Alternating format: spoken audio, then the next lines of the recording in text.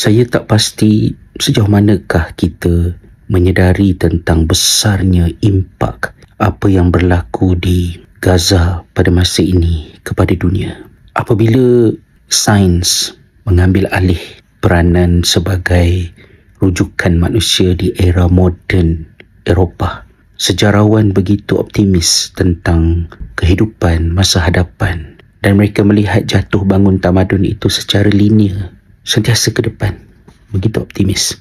Tetapi bila berlaku perang besar, Perang Dunia Pertama, Perang Dunia Kedua, ramai yang terkejut.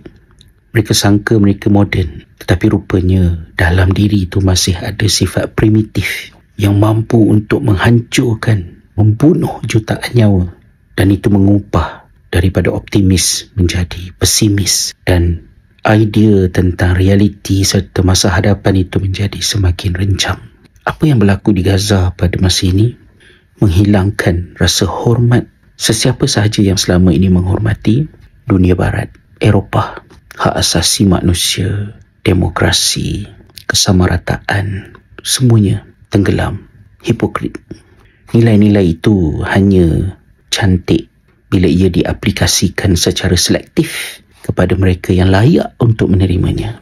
Mereka menggunakan istilah manusia, tapi dia bukan untuk semua manusia. Dia tidak untuk orang Palestin dan Gaza.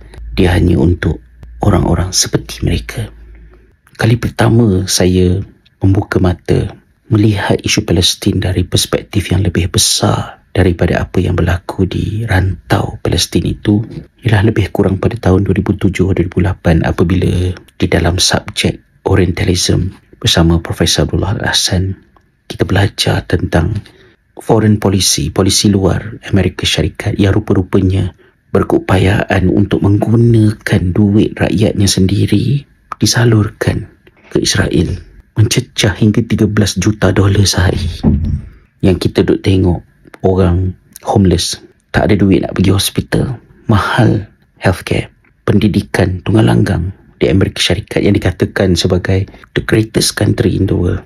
Dan stres masa tu fikir kepada kita yang berada jauh beribu-ribu batu ni, bila kita tengok data-data, laporan-laporan yang negara tu sendiri keluarkan, how can you allow this to happen? How can you allow your government to do this?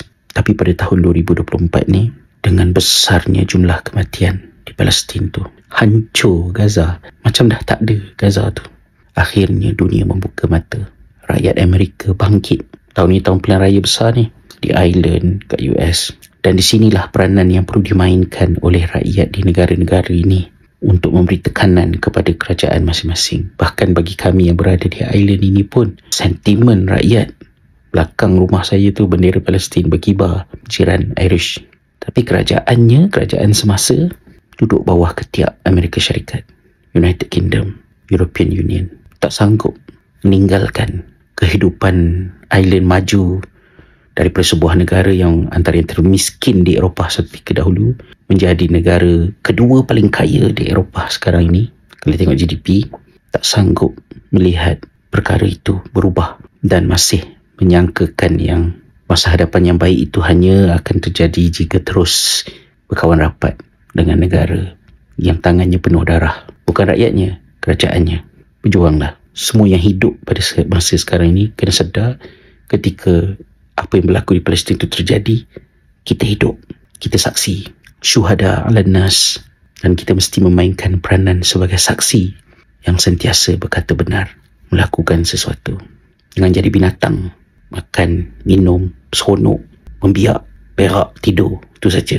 Semoga Allah mengurniakan jalan keluar kepada saudara-saudara kita di Palestin dan di Yaman, di serata pelosok dunia yang berkonflik, insya-Allah.